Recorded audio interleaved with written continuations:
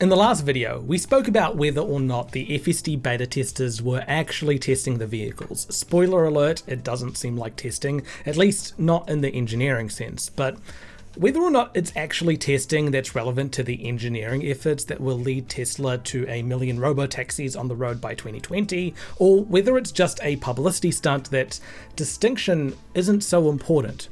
Whose business is it really if a company decides to not conform to generally accepted engineering protocols? It might not make sense, but who cares? It's nobody's business but that company's. The safety of that program, however, can impact people not involved in the process. This can be through property damage, which impacts people financially, or innocent bystanders who may get hurt or killed. It could even be the reputational damage of the technology and the self-driving industry itself. The most important question we need to ask is Tesla's FSD Beta safe? As explained in the previous video, vehicle control is a safety critical system. This is not just a saying, a safety critical system is a well-defined term, and there's a whole subsection of engineers that have devoted their lives to formulating methods to prove the safety of systems like this. I was lucky enough to do my PhD while being supervised by one of them, Professor Partha. Safe development of a safety critical system is something that takes quite a lot of time, thought, effort, planning, and most important of all, rigorous process. I've noticed that a lot of non-industry people tend to be quite lax with how vehicle systems are developed. A good exercise when thinking about the software development for autonomous vehicles: replace the word vehicle with pacemaker. If you're going to be consenting to a pacemaker being installed in your body, you'd want it to have stepped through each of these steps with a lot of rigor. This can take months or years to do properly, but once completed, you have an extremely robust, tested, verified, and validated system that in some cases is mathematically proven to never fail. But like we explored in the previous video, new software development paradigms are based around fail fast and break things. Modern software companies like to employ an agile approach to developing software where new iterations are developed quickly. Finding failures allows developers to discover their next development targets. This creates a bit of a conflict, since development of safety critical systems needs to be conservative and done in a more traditional waterfall style method, while general software like phone operating systems or games can take a more agile or Scrum or Kanban or whatever fashionable style approach to push out new releases and respond quickly to user feedback. Fail fast and break things is okay when you're breaking games, but not okay when you're breaking people. So, do companies need to either choose whether they abide by what the safety critical dinosaurs say and spend years developing robust releases, or throw caution to the wind and get on with doing the best job they can? Well, there's actually a middle ground. If you want to develop quickly, you need to take it as a given that your systems on their own are going to fail, which is the opposite of what the goal of safety critical systems is, but you just have to accept that. Once you do, you realize that there's another layer you can add in order to make sure that when these systems fail, that the likelihood of something dangerous happening is minimized. And that is the operational layer, or how you use the system while testing. And that's where standards like SAE J3018 and AVSC 000012019111 come in. Dear God, can we drop the leading zeros from these standards? They're starting to sound like a binary solo. 0000001 0000001 000000111 These standards specifically give the best practice of how to pick, train, continuously assess, and upskill test drivers for autonomous vehicle development. I've put a link to them in the description below. It might seem a bit overkill to have such a rigorous process for test drivers, but when dealing with safety critical systems, you always have to think in terms of worst case scenario. You don't care so much about the times the pacemaker worked. The ones where it didn't work are the real focus.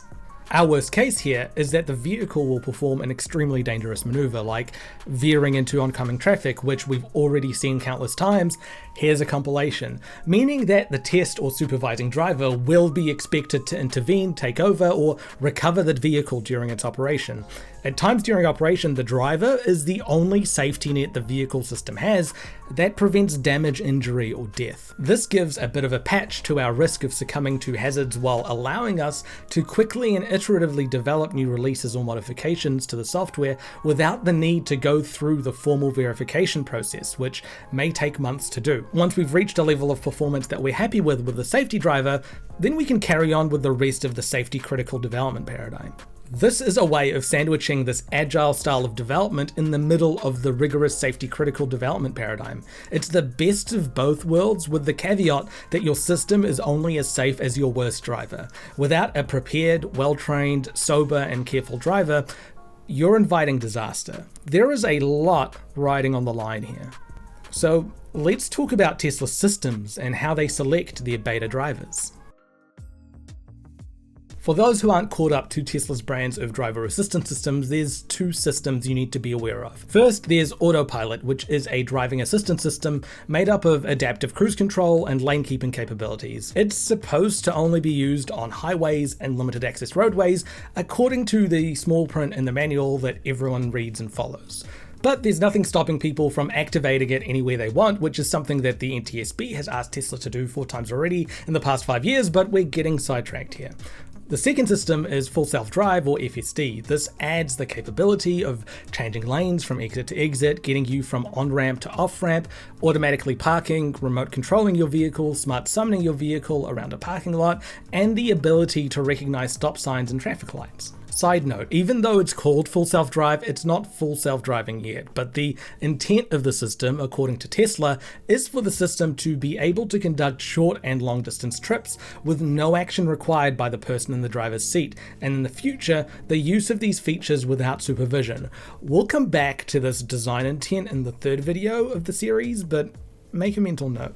To be clear, today, you cannot buy a self-driving consumer automobile. These terms that are used to try to make a driver assistance system seem more autonomous than it really is are examples of autono-washing, and I made a whole video about that. Now, since Full Self-Drive can't fully drive itself, people who bought it were essentially pre-purchasing a future software release which should hopefully be able to do that. Problem is, it's been over half a decade for some. I don't want to dwell on this aspect too much, but it's important to understand some of the psychological factors involved here. The reason that pushed a number of people over the line for an FSD purchase were promises by Elon about the time frame of how long it should be before the system is ready. And we expect to have the first operating robotaxis next year, with no one in them, next year. Or promises of level 5 completely and fully autonomous robotaxi fleets by the end of 2020, then by the end of 2021, as well as a promise that it will be financially insane to buy anything other than a Tesla. Really fundamental message that consumers should be taking today is that it's financially insane to buy anything other than a Tesla. Since not only will it be able to make money for you while you're not using it, Say, what would be the probable gross profit from a single robotaxi? We think probably something on the order of $30,000 per year. but also because the price of full autonomy for Tesla will be $100,000 eventually, so better get in quick before it happens. The promise was recently shifted again on Lex Fridman's podcast. When do you think Tesla will solve level 4 FSD? I mean, it's looking quite likely that it will be next year. Tesla customers who paid the extra $5 to $12K for full self-driving half a decade ago are chomping at the bit to get into an autonomous Tesla, and understandably so. However, Tesla is not honoring the purchase of FSD across different vehicle purchases. So if you bought a Tesla with the FSD package 5 years ago and you now want a new model, you have to pay the new higher price for FSD, a software which you were never able to use to its full intent. To rub more salt in the wounds, if they had taken the initial $5K they paid for full self-drive back in 2016 and invested it in Tesla stock, they would have over $125K today, more than 10 times the price of today's price of FSD, and $25K more than the retail price that Elon said it would cost once it was completed. Not to mention, enough to buy 3 Tesla Model 3s outright. It's easy to understand the eagerness and the entitlement that someone in a position like that would feel to get what they were promised. So, as these customers are starting to see their vehicles as old, remember Tesla vehicles are luxury vehicles, they're pretty keen on getting into a vehicle that can drive everywhere, as Elon promised, so that they can start reaping some of those promised rewards. Enter the FSD City Streets Beta. The current FSD Beta has been dubbed City Streets, and it allows for driving on pretty much all roads. This is essentially a limitless operational design domain, or ODD, video here. This is the next big step for Tesla. City Streets has been teased in some way since 2019, but it's still not available to the public. City streets are an incredibly challenging environment and orders of magnitude harder than operating on highways and limited access roadways. Pedestrians, cyclists, and vulnerable road users can enter at any moment. Cars can pull out in front of you or cut you off frequently. It's just a much more chaotic environment, and making something work there is really, really hard. To get the million robotaxis on the road by the end of 2020, or I guess now in select areas by sometime in 2022, Tesla needs to be able to work in city streets. Autopilot is irrelevant unless you're picking people up and dropping them off on the side of a highway or expressway, that is, if you're using it like Tesla says you should. Here's a map of San Francisco. The darker the color, the more frequent Uber and Lyft pickups there are. In order to have a viable taxi, let alone a robotaxi service, you need to be able to navigate local roads and urban environments. It's not an understatement to say that the future of Tesla as an autonomous vehicle company or as a robo-taxi service is very much riding on the success of the City Streets feature. And there's further pressure here and potential legal action from people who had made purchasing decisions based on statements that Elon Musk had personally made. If FSD was delivered when it was promised, an owner of a Tesla vehicle should now be able to afford multiple new Tesla vehicles purely on the profits made through running it as an on-demand robo-taxi. I explained the background behind Tesla's early access program for social media influencers and content creators in the first video, but that wasn't enough to cool down the increasing pressure to release something to the customers who had paid for it half a decade ago. There are thousands of customers who had paid for the FSD package over time, and there's no guarantee that these people were good drivers, just that they had an extra few thousand to throw at the technology. Tesla's biggest advantage was now a problem. The current state of FSD wasn't ready for the general population. How do they go about choosing who gets access and who has to wait? Remember, the safety driver in some cases will be the only thing stopping an accident from happening. If Tesla followed best practice, they'd use something like SAE J3018 or the AVSC standard, which suggests that selected drivers must have a driver's license, at least 3 years of driving experience, no serious moving violations in the records in the last 3 years, such as excessive speeding, DUI, vehicular manslaughter, hit and run, or street racing, a mindset evaluation that determines the technical ability of candidates while ensuring that they aren't overconfident or huge risk takers, drug screening, a criminal background check, and the completion of a basic driving skills evaluation. Tesla decided to ignore all of these and only focus on the last one, driving evaluation.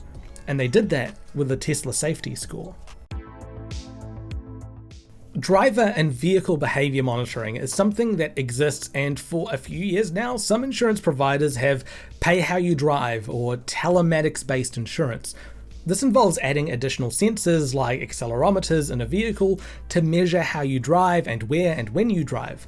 The discount would be greater if the driver is a good and safe driver and doesn't take great risks with their car. The safety score from Tesla isn't a new idea, but the way in which it was implemented absolutely was. Tesla vehicles are excellent candidates for telematics-based insurance since all the sensors needed are already on board, and Tesla has already started rolling out Tesla insurance in select locations.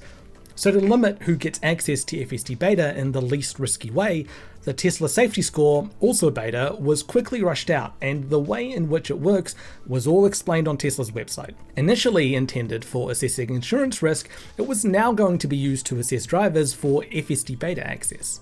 According to Tesla, there are 5 safety factors included in their safety score, which informs the likelihood that your driving could result in a future collision. These are forward collision warnings, hard braking, aggressive turning, unsafe following, and forced autopilot disengagements. Do any of the above, and your score goes down. Easy. Tesla even provides a handy formula to figure out how the different safety factors impact your driving. Some of these criteria may be seen as unfair, since good defensive driving sometimes means that you should brake heavily or turn aggressively to be safe. So just because someone brakes heavily, it doesn't mean that they aren't a safe driver. But to Tesla's defense, if the purpose here is to minimize the risk that your journeys will have events that cause you to brake heavily or turn aggressively, then it makes sense. The thing here is, again, in true to form, Tesla has named a product or service of theirs in a misleading way. This isn't a safety score. This is a risk score. I could do a whole video on this, but a very quick lesson when it comes to bad stuff happening. We need to consider three things: hazards, risks, and safety. A hazard is something that has the potential to cause harm, and a risk is the likelihood of that hazard to cause harm. So a hazard might be colliding into a vehicle in front while driving at a high speed, the risk of which increases as you drive faster. Safety in this context is an active process that you take to minimize risk. So while the Tesla safety score is not directly tied into safety, Tesla's filtering of FSD Beta candidates based on a score which reflects the risk of a bad event on their journeys is an example of a safety process, since it is actively reducing the risk of the FSD Beta program, which is a very meta interpretation that Alanis Morissette would be very proud of. It's like rain. With the exception of the unsafe following metric, the score is unable to distinguish between someone who is in a hazardous area but responding very quickly to events happening around them, or if this is someone creating hazards by driving erratically in an otherwise hazard-free environment. In both those examples, the exposure to risk is what's being measured, rather than the safe or unsafe response to events.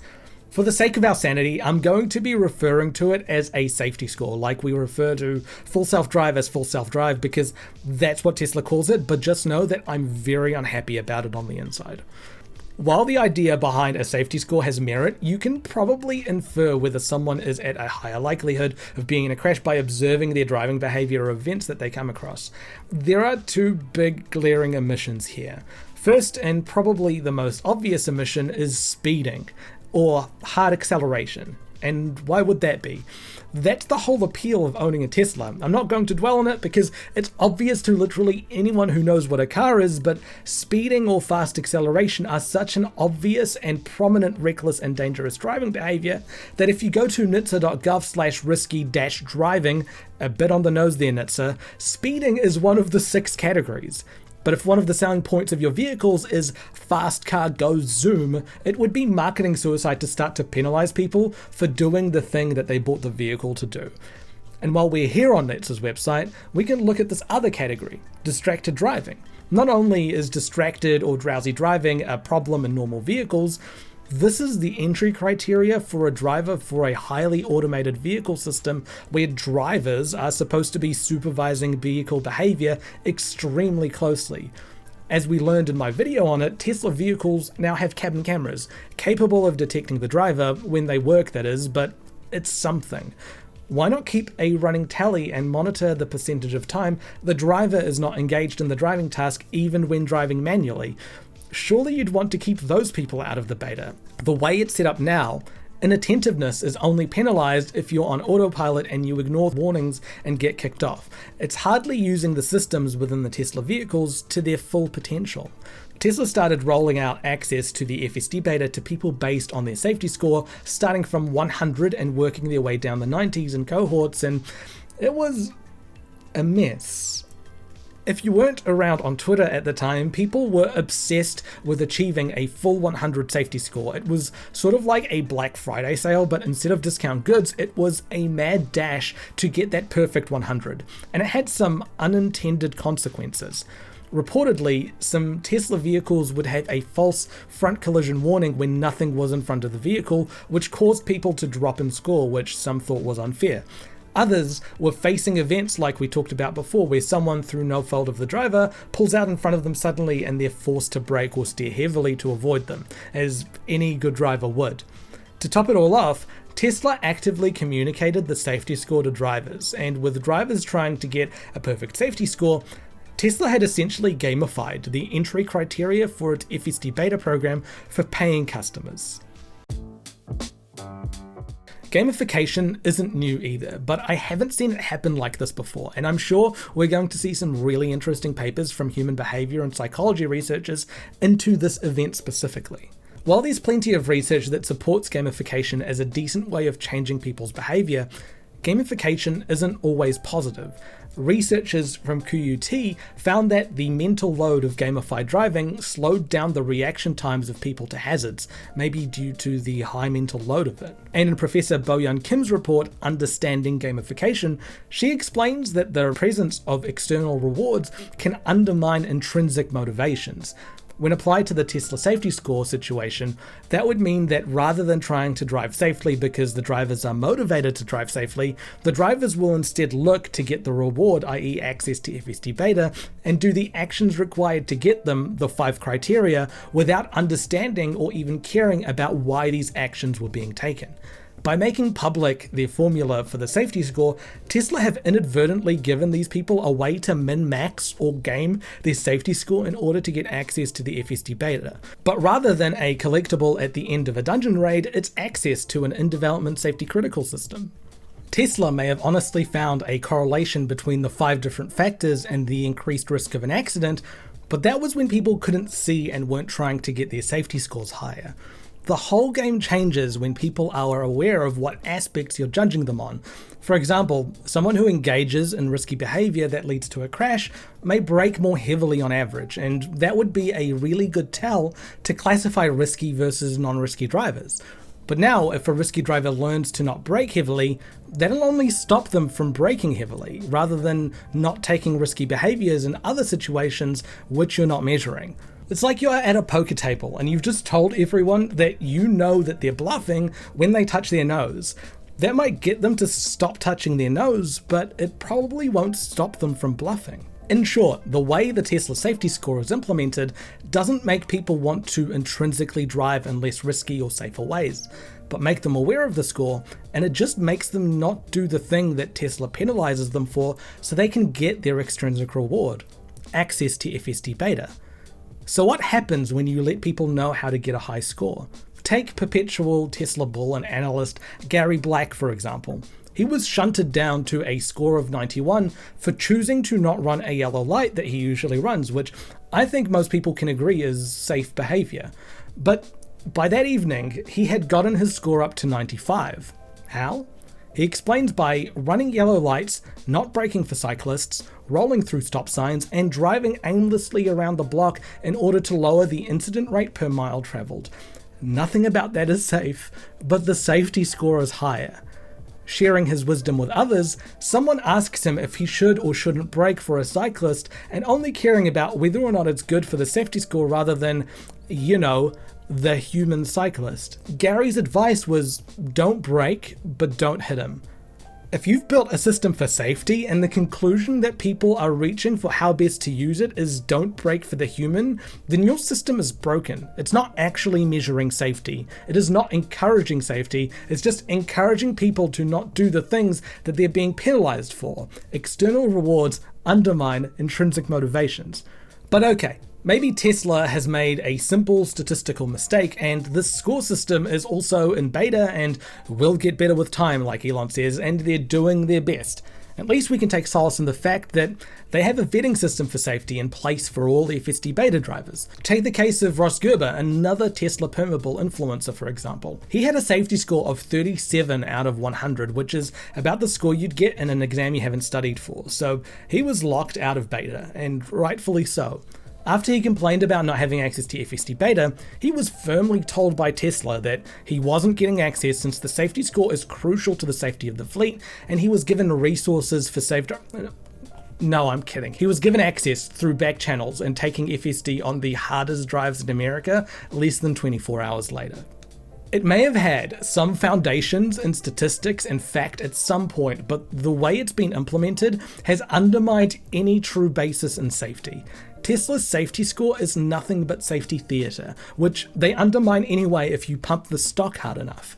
But all that aside, ignoring all the things that make the safety score not really a safety score, for the sake of this video, let's assume that the safety score is perfect and actually tells you how risky of a driver someone is. In best practice safety driver management, driver selection is only the first part of the process and not even the most comprehensive one. Once you've selected a responsible driver, you need to be able to train them to test the system safely, and you need to monitor and manage them to make sure that their safety standards don't slip.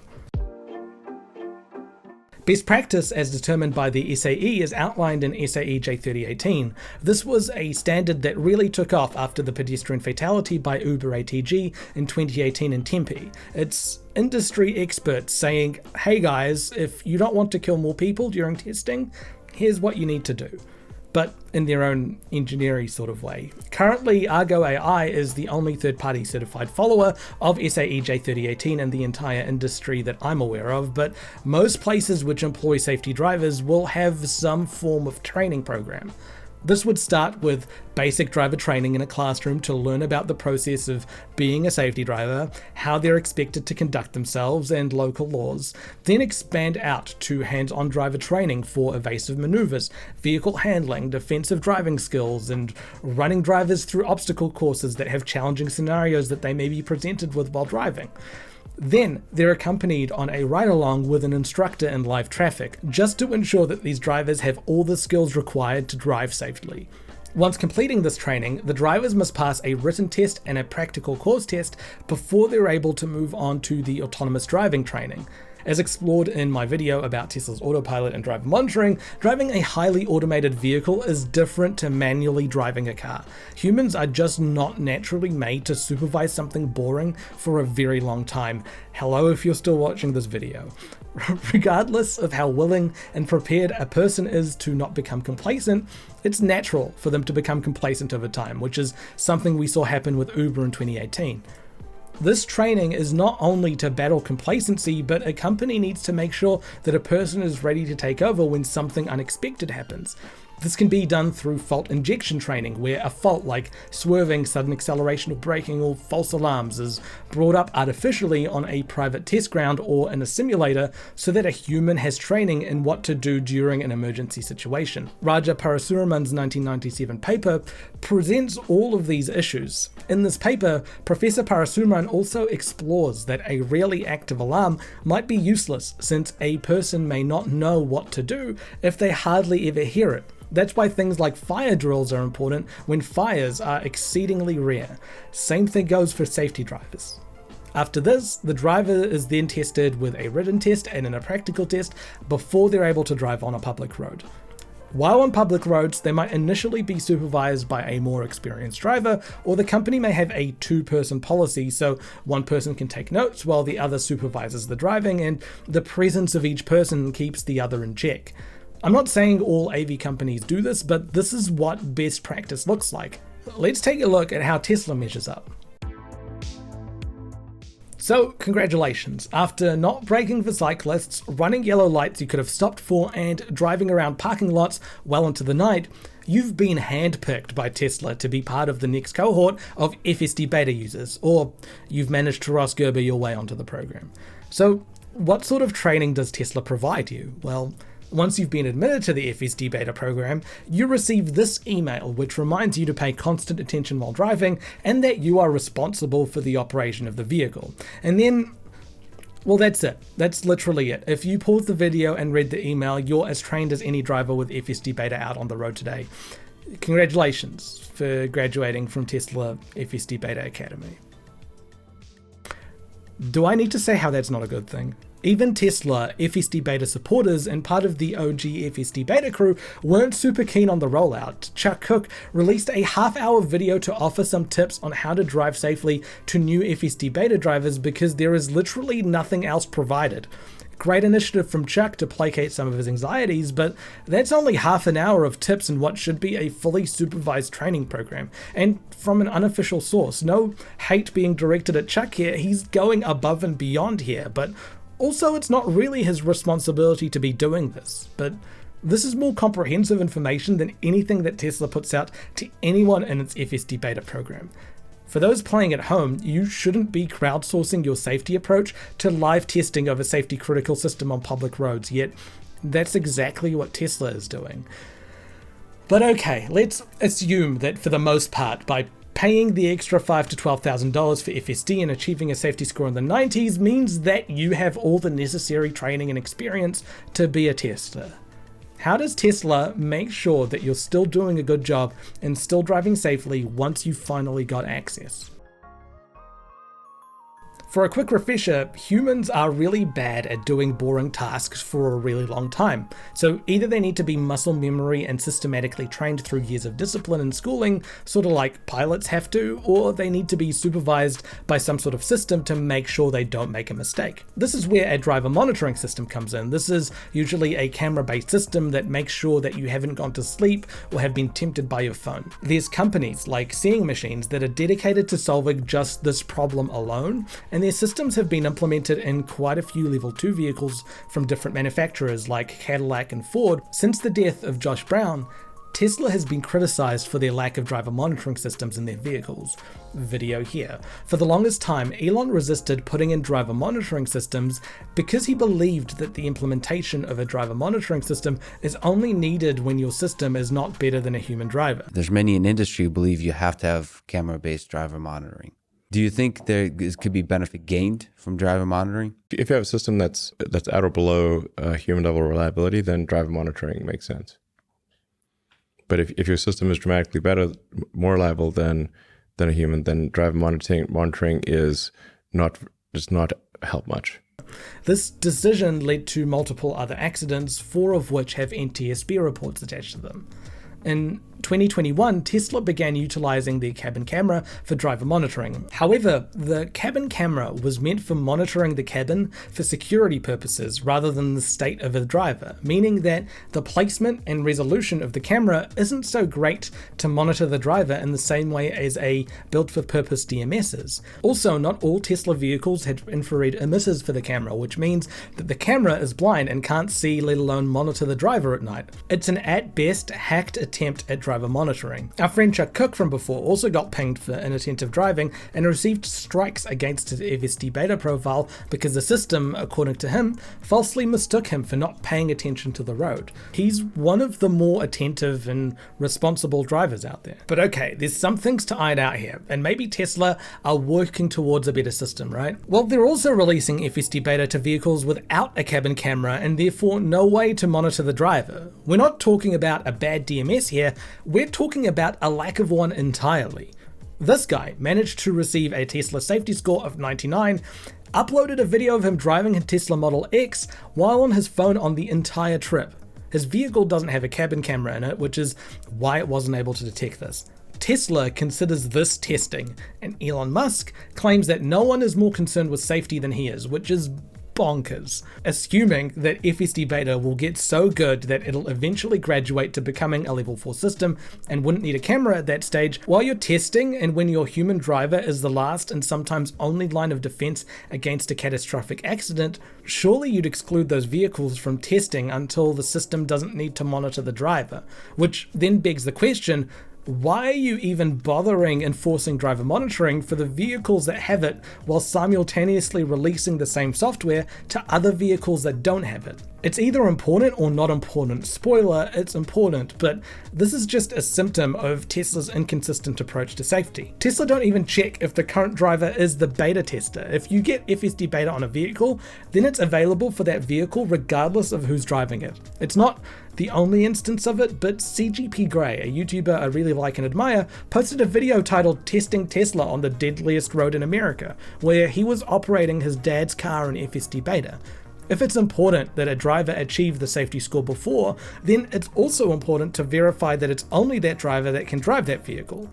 No tester employed by an autonomous vehicle company would ever loan out a company vehicle for testing by an untrained member of the public, or be allowed to run it as a rideshare, or rent it out on Turo. There's also no evidence that the safety score is monitored after you're granted access to the beta, so if you pass it once, you're allowed in. There's no incentive for people to carry on driving the way they did to get their qualifying safety score. There's videos of people testing their vehicles with other people and babies on board. It's recently been patched out, but we also had instances of people playing games on their center console while operating the vehicle in FSD Beta. Daddy shouldn't be playing games while driving. Mission begins. The reason the game's there is for when you park. That's right. You shouldn't be doing it while you're driving. That's what I was trying to get Nami to play, but she I don't wouldn't want know. to play a game though. I don't feel like doing it right now. Daddy always plays that game. So please pay attention. I will. Playing games. This kid seems more clued up on safety than his dad, who got a good safety score. But what does it take to get kicked off the FSD Beta program?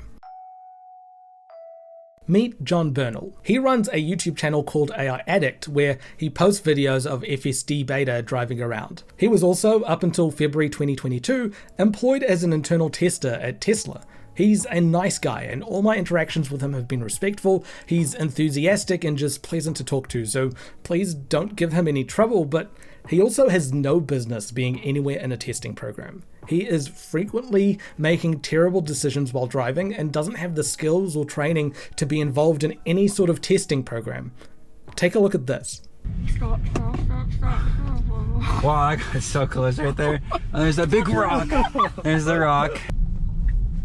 Oh, I don't know what you're doing. Oh, okay. And okay, oh god, fuck. Jesus. These are all fixable problems, but it would take a formalized and well-planned driver teaching, testing, and monitoring program. In February of this year, while making an FSD Beta video, he crashed into a child-sized bollard. Oh fuck! Oh shit. No one was hurt, but this was the first verifiable on-camera crash of a vehicle being operated in FSD Beta mode, and it happened to be a Tesla employee. And honestly, it's no surprise. If you've seen his videos beforehand, they're filled with him making similar mistakes that he and other road users were lucky to walk away from. However, as reported by Laura Kolodny at CNBC, AI Addict alleges he was warned and fired due to the content of his videos showing negative aspect of FSD Beta. Before he was dismissed, he was admonished for having his YouTube channel, saying that he broke Tesla policy and also for selling merch with full self-driving beta written on it in an unofficial capacity, which is... yeah, don't do that. His access to FSD Beta was also revoked. Clearly, Tesla did not want him as a tester anymore. I personally think that the firing is justified on the video evidence alone. Someone that operates ADAS under testing like he does has no business being allowed anywhere near a testing vehicle. I also think that there's some truth to his accusations about being fired for showing negative things. There are plenty of examples of testing drivers operating their Teslas in negligent ways, but since the vehicle takes over, it's seen as FSD Beta saving them. ADAS, like autopilot and FSD Beta, are not safety features. They're convenience features, and relying on them for safety means that you're not doing your job as a driver properly. Autopilot and FSD should never save you, and a vehicle should never be pushed to see what the AI does. If you feel that you can intervene but let it go, it means you reacted late. You haven't done your job properly. You've failed as a tester. Car coming in front of us. Look at that. Car back there just ran a stop sign and darted out right in front of me. I was kind of ready to hit the brake, but figured let's see what the beta would do, and yeah, hit braked.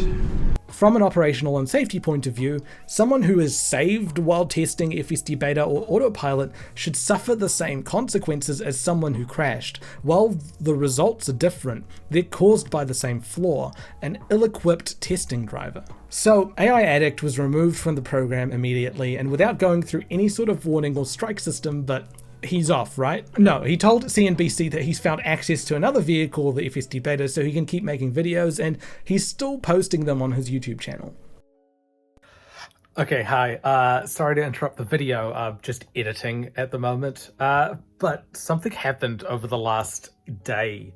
AI Addict went and uploaded a video of him putting a Tesla's autonomous emergency braking to the test on some road out in California, like way out in the backwater parts of it. And like, I thought his FSD Beta videos were bad, but this was just so much worse. This person feels empowered enough to refer to themselves as a tester when they're just doing sort of hold my beer style experiments. He set up a bunch of challenging scenarios where he'd like swerve around a bucket and then like a wood pellet and then a barbecue grill, and then he got his friends to pull out in a truck in front of him, and he like chose the worst part of the road to do it, and it was like the corner, and there was like a cliff on either side, and if he'd miscalculated and swerved off the road, he'd head right into a tree. And we've seen what happens with Teslas sometimes when there's an accident. A fire happens, and that's not super uncommon, and this is in California where a fire happening outside isn't perhaps the best thing in the world. This was just so much worse than anything else on there and anything else that I thought would happen. So I felt it was worthwhile enough to come and say it. Okay, back to the video. Enjoy. Like, just imagine any other autonomous vehicle company firing a test driver for bad driving during testing, but having that driver still find their way into driving test vehicles. It's wild. There are just so many safety oversights in driver monitoring and supervision in Tesla's FSD Beta program, but things don't just stop there. How does Tesla manage new version releases and issues that come out? Well, let me tell you about version 10.3. Since opening up FSD Beta to a more general audience and with its performance being not so great, Tesla has opted for a short development window and frequent releases in order to maintain the feeling of a constantly developing and agile system where small hiccups like veering into oncoming traffic and steering directly at pedestrians are just small problems and quirks of their fast development cycle. The reason that development is usually so slow is because of the validation process.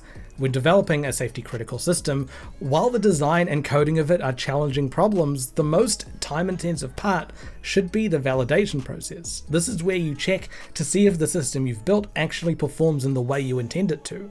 This is what makes it safe and differentiates it from regular development. While you can get away with minimal testing and less critical systems and software like games or apps, you can't really for safety critical systems like machinery, medical devices, and automated vehicles. Version 10.3 for FSD Beta came out in October 2021. This release was a bit iffy since it was delayed a day or two due to last-minute issues being discovered. While this might be okay when it's regular software, a safety-critical system shouldn't be finding last-minute issues. Last-minute issues mean that you need to restart your validation process again, but it was less than 24 hours between the last-minute issues and the release. That's not enough time to make sure that whatever fixes you've put in work in both day and night, or rainy and not rainy, or across different states. It's just not enough time to test. You should not be writing new code for a safety critical system less than 24 hours before its release. This is what's referred to as a crunch in software development, and it usually happens when commercial deadlines are set before technical capability is able to catch up. That's why AAA game titles are notoriously terrible at launch. Crunch time is notorious in the gaming industry and comes with all shades of a bad working culture, and it usually ends up with some significant oversights in the final product. These crunches come part and parcel with hype. It's annoying when it's something you've been anticipating for a long time and it doesn't quite work the way you thought it would, but glitchy games aren't safety critical. These systems are difficult to validate and test thoroughly. There are methods for it, but they don't lend themselves well to rapid design cycles, especially near the end or for complex systems. Would you be okay having a pacemaker installed after it was delayed for 2 days due to last-minute concerns? Anyway, 10.3 was released some hours later, and to no surprise whatsoever, some testers started reporting phantom braking and false front collision warnings. Basically, the car was beeping at drivers for no reason and slamming on the brakes randomly. Exactly the sort of thing that validation is supposed to prevent. The release was out for about 5 hours before Elon pulled it back, claiming that there were some issues that were impossible to test in the lab due to different hardware configurations. This would be a pretty weak excuse if it was a software company developing a system for hardware that they didn't build, but Tesla is the same company which both makes the systems and the hardware. They should have access to every single configuration possible for their vehicles. They shouldn't even be releasing software to hardware which it hasn't been validated on. If you're having trouble sourcing hardware to use during validation, then don't release to it. This is a testing program. There shouldn't be any consumer demands or expectations on who gets what software when. But that's really the problem though, and it's so hard to not keep falling into the same trap when discussing Tesla. They name their software, products, and processes things that they're not. Full self-drive, autopilot, safety score. I keep making the mistake of thinking of this farce as an actual testing program when the releases are centered more around consumer demands and expectations. There's no engineering reason to be doing what they're doing. This is about maintaining hype and belief in the product. It's more about making people think that the system is improving rather than actually improving the system. But okay, let's see how Tesla handled the vehicles which had the faulty software on it. Did they communicate with drivers using the flat screen TV mounted in their dashboards? Did they send them an email letting them know something's up? How did Tesla warn people about the safety issues of phantom braking and false front collision warnings of FSD Beta 10.3? They silently turned off automatic emergency braking and front collision warnings without telling anyone. These are safety systems. These systems are part of the reason that Tesla achieves high scores in safety ratings. This is like your manufacturer turning off airbags in your vehicles without telling you. According to Tesla's own safety reports, these features make driving twice as safe, meaning that Tesla, without warning or consent, reduced the safety of their vehicles. To have an automaker even capable of disabling safety features in your vehicle without telling you is a terrible precedent to set. This is super bad, and no one should want this. What could they have done though? Easy, communication. Let the drivers know that these features are currently disabled due to a faulty release and ask them to revert to re-enable them. These drivers are driving on a dev build and should be okay with inconveniences like this. The only way to have known about this issue or Tesla's fix was to be on Twitter and read about it. A company that sends over-the-air updates should be expected and able to also send over-the-air notices or emails. Eventually, there was a recall filed with NHTSA to recall 10.3, but the expectation there is that they need to send a letter to affected customers within a couple of months. That highlights how NHTSA's recall procedures aren't state-of-the-art at dealing with software updates, but that's besides the point. Unless you were on Twitter, there's a potential of not knowing about Tesla turning off safety features in your vehicle until months later. More so, we also know that some users refuse to update their software, like when Tesla had to remove the capability of having their car speakers play custom sounds. Oh yeah, there was another recall due to Tesla vehicles being allowed to be programmed to not stop at stop signs, which is illegal. True to form, some of Tesla's biggest defenders tried to excuse this by changing the definition of what stop means. All gets forgiven though, because the next version is mind-blowing, and that's the constant promise. The versions are just released so quickly that any complaint can't stick around for long enough to be seen as an actual problem before the next version is released and the judgments and opinions are reset. It's a development cycle not really based around any safety critical development that I'm aware of, but one that seems set on keeping belief in the success of the product suspended. As those beliefs start to waver, new release. But to go back to the main question and main point of this video, is what they're doing safe? Because it's obviously not, for all the reasons I've given over time, but there's something missing to back it up. Where are the accidents? Where are the FSD Beta deaths? If something is so dangerous and so unsafe, why aren't we seeing people get hurt, especially since we've got tens of thousands of untrained people using the software? Surely we would have seen a death by now. So where do the actual safety issues lie for drivers? As you probably have worked out by now, safety is a pretty big field, and I have a lot of thoughts about it. There's also a lot of concepts within it that aren't particularly intuitive. The dangers of testing automated vehicles changes depending on what you're testing and also how reliable it is. Luckily, we have some researchers out there that are doing some fantastic work in this field. One of them is Professor Phil Koopman from Carnegie Mellon University, one of the most clued up researchers when it comes to safety critical systems in the automotive sector. I had a conversation with Phil about a lot of aspects of autonomous vehicle safety, and we'll post that on my channel soon. But one of the most important things I wanted to discuss with Phil was this graph he had in a paper he wrote with Bess Osick about considerations for public road testing of autonomous vehicles. Well, before you ask the question, so you write this paper, you pour out your heart and soul on this safety case argument for how to do things, and then there's a figure you toss in at the end, and that's what gets attention. That's just how the world works. Yep. The idea of this figure is I was observing that people have trouble paying attention. The less things are going on, the harder it is to pay attention. And this has been known since the late 1940s. It's just really hard to pay attention. And also that the automation wasn't safe enough right now on its own, and it needed humans for help. Okay, fine. I said, well, what if the person just gets progressively less engaged as the automation gets better? What is that? What's the implication of that? And so I drew this graph, and it just shows the human's attention reducing over time. The automation gets better, the human's attention reduces, but the automation still makes mistakes. People are saying, well, the automation's getting better, just wait, eventually it'll be good enough. Okay, fine.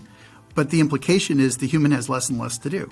So if you just assume that those are gradual type things over time, which I think we're starting to see now, the implication is that in the middle, the automation isn't particularly good and the human isn't particularly paying attention, and you end up in a really bad situation. And that's where the importance of a robust driver monitoring system comes in. It's there to prevent the human from naturally paying less attention as the system gets better, so that hopefully the performance of the vehicle never dips below human level performance during development.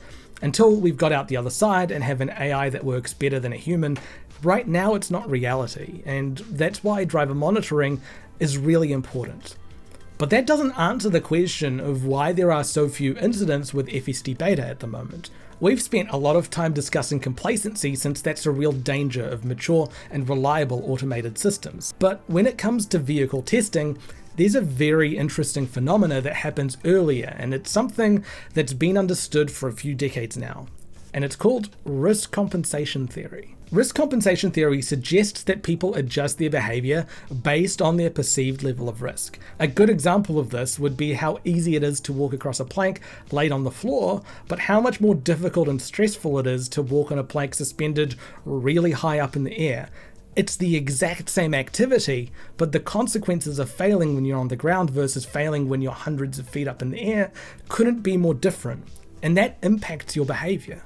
The Peltzman effect was an observation made by Professor Sam Peltzman in the 1970s, which suggested that human risk-taking increases when safety features are implemented, and theorized that implementation of safety features like seat belts would have no impact on overall negative outcomes like deaths and crashes, because as people felt safer, then they would take more risks, which would offset any gains in safety that the safety features would give.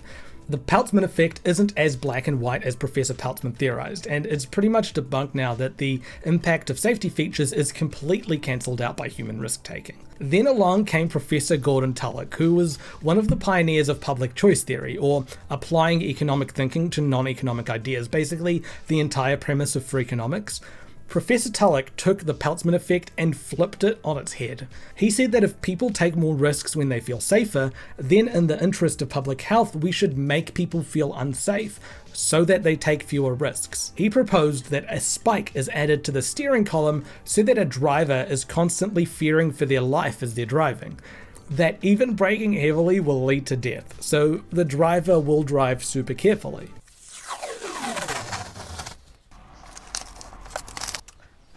Thanks. I'm safe now.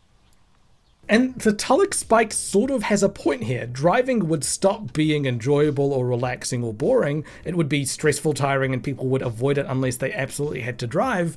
But no one would ever suggest that a constant threat of death is a legitimate policy for Vision Zero. Bringing this back to FSD Beta, while Tesla testing vehicles don't come with a Tullock spike, they do come with a software version of it.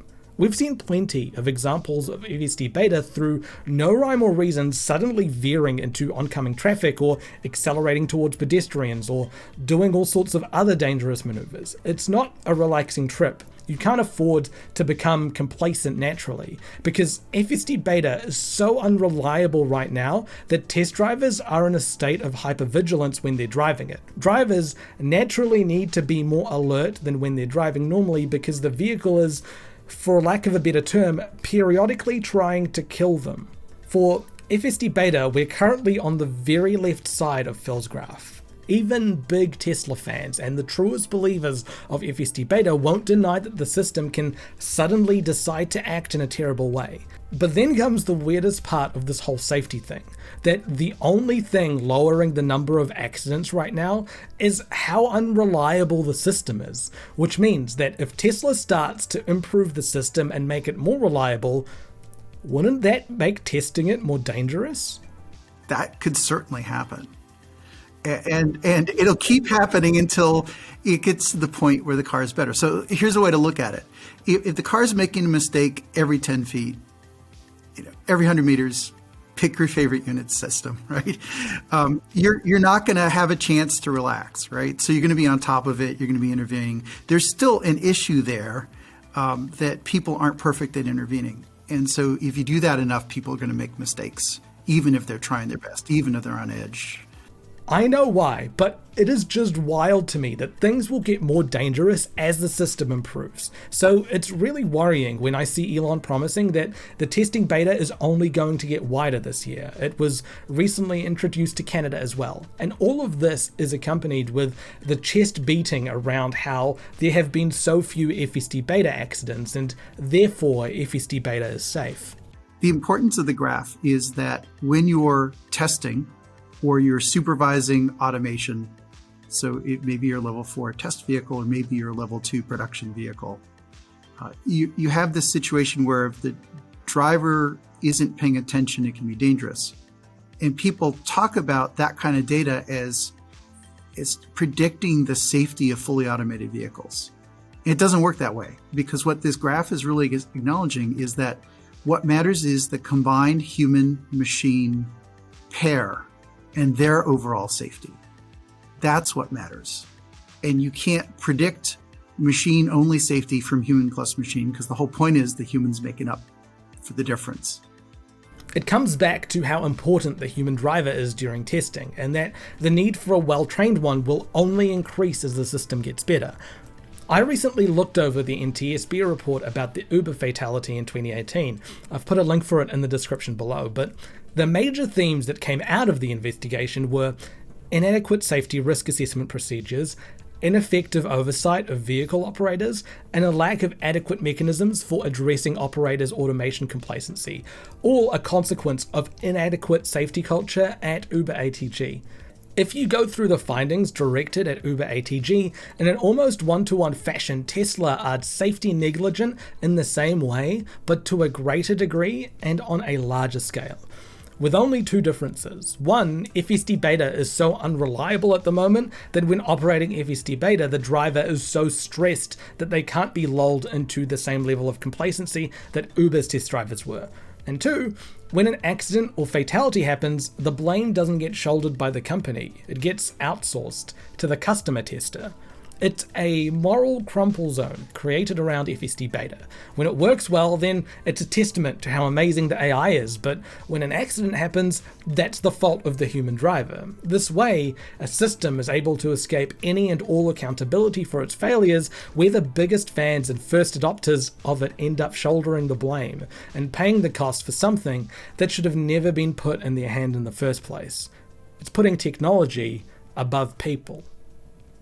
But surely there are some laws around that. It's been a few years since the Uber fatality. What happens when a Tesla FSD Beta accident or fatality occurs?